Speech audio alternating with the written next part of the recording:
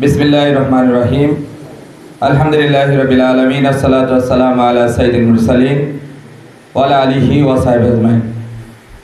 প্রাণপ্রিয় সংগঠন বাংলাদেশ জামাত ইসলামী শঙ্কর ইউনিয়ন কর্তৃক আয়োজিত আজকের এই ঈদ পুণ্যমিলন অনুষ্ঠানের সম্মানিত সভাপতি, আজকে অনুষ্ঠানে উপস্থিত আছেন আজকে অনুষ্ঠানের মধ্যমণি, প্রধান অতিথি, পত্র এলাকার গণমানুষের আপনজন, গণমানুষের দায়িত্বশীল বাংলাদেশ জামাত ইসলামের যশোর জেলার সম্মানিত অ্যাসিস্ট্যান্ট সেক্রেটারি ভাই রেজাউল করিম।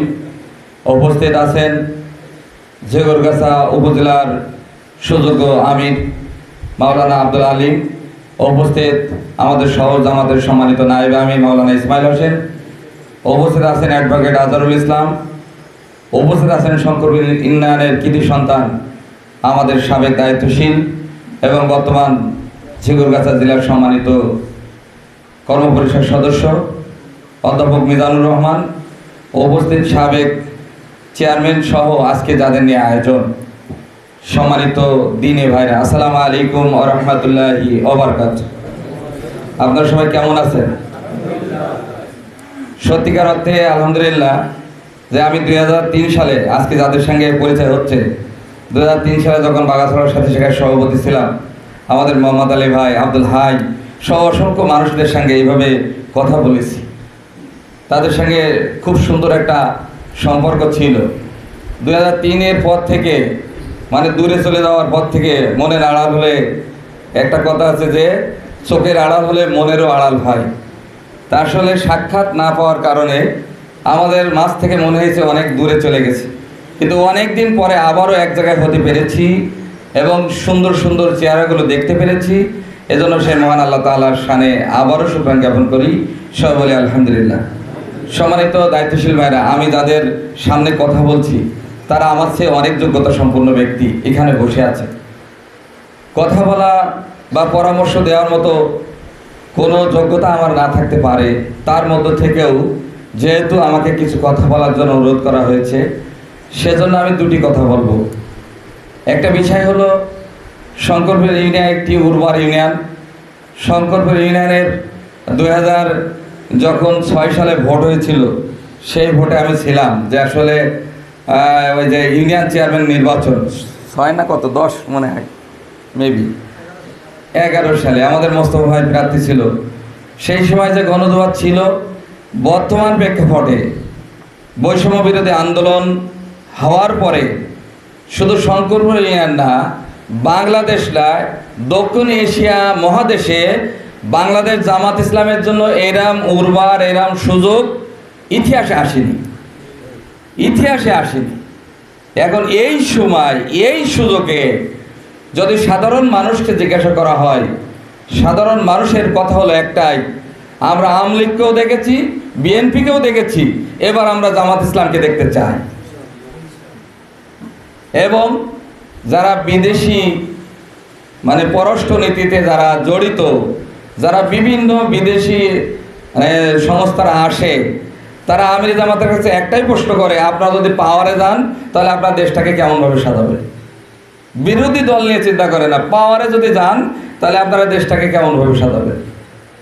সম্মানিত দিনে ভাইরা, সম্মানিত সংগ্রামী ভাইরা, এজন্য আমি সেই জায়গা থেকে ছোট্ট একটি উপদেশ দিতে চাই, ছোট্ট একটি পরামর্শ দিতে চাই যে শঙ্করপুর ইউনিয়ন যদি ইচ্ছা করে, শঙ্করপুর ইউনিয়ন যদি চিন্তা করে, শঙ্করপুর ইউনিয়ন যদি পরিকল্পনা গ্রহণ করে, তাহলে গত সময় যে সুযোগ সুবিধা ছিল, গত সময়ে যেমনভাবে মানুষ উৎসাহ উদ্দীপনা নিয়ে জামাত ইসলামকে ভালোবাসত, তার চেয়ে আমার বিশ্বাস শতগুণ ভালোবাসা এখন বৃদ্ধি পাবে। এমনকি আমরা বাংলাদেশ জামাত ইসলামী যশোর 3 আসনে আপনাদের যে প্রার্থীকে ঝিগরগাছায় দেওয়া হয়েছে, ঝিগরগাছা এবং চৌগাছায় আমাদের সম্মানিত প্রধান অতিথি আসেন, তিনি সহ প্রতিটা শহরের মানুষের চাহিদা ছিল যে ডক্টর ফরিদ আমাদের প্রার্থী হবে। কিন্তু আমরা শঙ্করপুর ইউনিয়নবাসী সহ ঝিগরগাছাবাসীকে কৃতজ্ঞতা স্বীকার করা উচিত যে বাংলাদেশ জামাত ইসলামের আমিরে জামাতের উপহার, সেই উপহারটা পেয়েছে হলো ঝিগরগাছা চৌগাছা আসন। ডাক্তার ফরিদ, এবং তিনি খুবই যোগ্যতা সম্পন্ন ব্যক্তি। তিনি 6 সপ্তাহ দেশে থেকে গেছেন, কিন্তু আমিরে জামাত তাকে ঢাকায় বিভিন্ন মন্ত্রণালয় বিভিন্ন সেক্টরে কাজে লাগাইছে, সে গ্রামে বা প্রত্যন্ত অঞ্চলে আসতে পারেন। এত যোগ্যতা সম্পন্ন ব্যক্তি, এই সম্পদটাকে যদি আমরা ধরে রাখতে পারি তাহলে এই ঝিগুরগাছা থানা সহ এই শঙ্করপুর ইউনিয়ন উন্নয়নের রোল মডেল হবে ইনশাআল্লাহ। এজন্য আমাদের এই প্রার্থীকে একটা জায়গায় পৌঁছায় দেওয়ার জন্য, অর্থাৎ আমাদের জাতীয় সংসদে পৌঁছায় দেওয়ার জন্য আমরা যারা প্রবাসী বা দেশের বিভিন্ন জায়গায় আছি এবং শঙ্করপুর ইউনিয়নে আছি, তাদেরকে মনোযোগ সহকারে, তাদের উৎসাহ উদ্দীপনা নিয়ে, তাদের ভালোবাসা নিয়ে ফরিদ ভাইয়ের পিছনে কাজ করতে হবে ইনশাল্লাহ। রাজে তো 2 নম্বর বিষয় হলো, আল্লাহ তাআলা কোরআনের ভিতরে বলছেন ওয়াসাবিকুন সাবিকুন উলাইকাল মুকাররাবুন। অগ্রবর্তী দলের কথা বলা হয়েছে এখানে, যে অগ্রবর্তী দল তারা হলো কিয়ামতের ময়দানে 3টা শ্রেণীর বিভক্ত হবে, একটা হলো ডানপন্থী, একটা হলো বামপন্থী। এই অগ্রবর্তী দলে যারা ভূমিকা পালন করবে, অর্থাৎ হলো ডানপন্থীদেরকে যারা নেতৃত্ব দেবে, তারা হলো অগ্রবর্তী দল।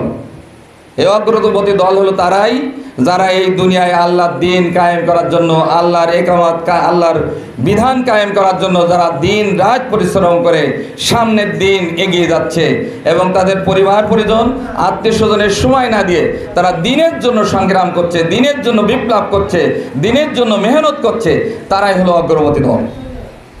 এই অগ্রবর্তী দলে আজকের এখানে যারা পরিচয় দিয়েছেন, আমাদের সম্মানিত ডাক্তাররা আছেন, সম্মানিত ইঞ্জিনিয়াররা আছেন, সম্মানিত ব্যাংকাররা আছেন, বিভিন্ন পর্যায়ে দায়িত্বশীলরা আছেন।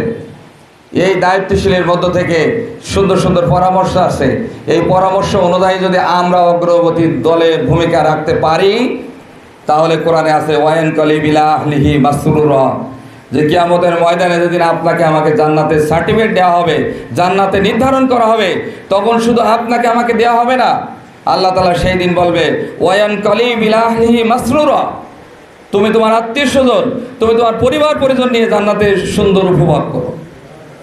এই জন্য আমাদেরকে সেই জান্নাতি নিয়ামত উপভোগ করার জন্য অগ্রবর্তী দলে ভূমিকা রাখার জন্য অত্যন্ত প্রহরীর ন্যায় কাজ করতে হবে।